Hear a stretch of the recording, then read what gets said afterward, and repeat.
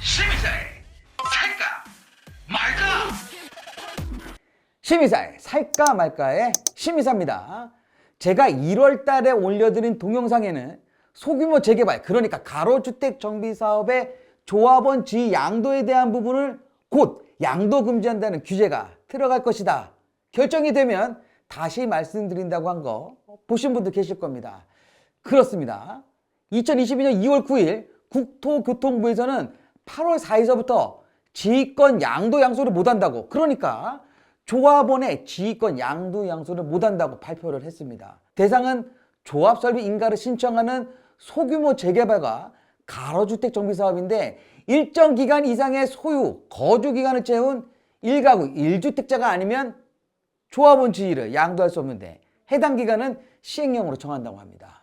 특히 이 가로주택 정비사업은 2016년도에는 서울에 사업장이 7개밖에 안 됐는데요. 2018년도에는 16개, 2019년도에는 51개, 2020년에는 78개, 2021년도에는 126개, 현재 2022년도에까지 다 합치게 되면, 그러니까 추진하는 지역까지만 다 하면요 200곳 가깝게 됩니다. 매년 급증세에 있는 거죠. 그런데 왜 이렇게 규제를 하는 이유는 무엇일까요?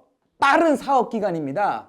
주택 공급, 그러니까 서울에서 현재 가장 빠르게 공급할 수 있는 사업 방식이 바로 이 소규모 재개발입니다. 특히 가로주택 정비사업은 정비구역 지정, 추진위원회 설립, 관리처분, 기타 등등 여러 가지 절차에 대한 부분을 생략할 수 있기 때문에 일반 재개발 사업보다는 최소한 4에서 5년 이상 사업 기간이 짧아지죠. 그러다 보니까 투기 목적으로 접근하기엔 너무 좋은 상품이 돼버린 겁니다.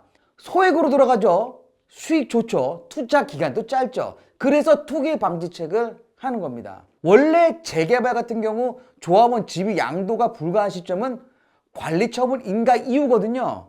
그렇기 때문에 매년 공급량이 줄어드는 서울시에서는 소규모 정비사업을 장려해야만이 다른 일반 재개발이라든지 신속통합 민간재개발, 공공재개발, 공공집적 시행 방식에 오랜 시간 걸리는 개발사업에 따른 단점을 보강할 수가 있는 거죠. 하지만 조합원 중 분담금을 감당할 여력이 없는 사람들은 생각을 할 시간조차 없이 조합 설립이 돼버리면 팔지도 못하는 그런 상황이 벌어질 수 있는데, 그렇습니다. 엑시트할 방도는요 현재로서는 시행령 발표 전이라 제 생각입니다. 민간 재건축 예외 조건인 10년 보유 5년 이상의 거주와 비슷하거나 조금 낮은 수준이 될 것으로 보입니다. 신속통합 민간 재개발에 이어 오세훈표 재개발이라고 하는 모아주택의 기본도 소규모 재개발을 근거로 해야 하는 사업이기 때문에 서울시에서는요 장려할 수밖에 없는 그런 상황이 된 거죠.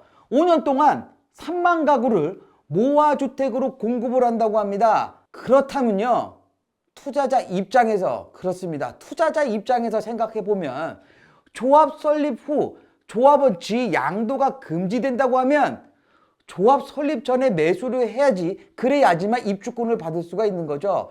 그러면 지금 현재 조합원 동의서를 증거하는 곳을 찾는 것이 중요할 것입니다.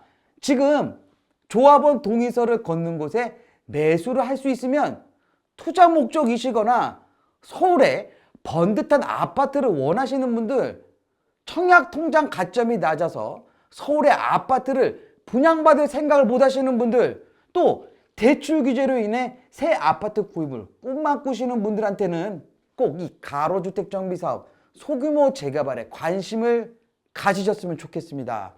투자금 자체도 1억 원대면 충분히 가능하거든요. 추가적으로 모아주택을 할 수 있는 조건이 되는 것, 그러니까 가로주택 정비사업이 주변에 여러 곳이 밀집되어 있는 그런 곳, 단독적으로 준비하는 것보다는 충분한 메리트가 있는 곳들이죠.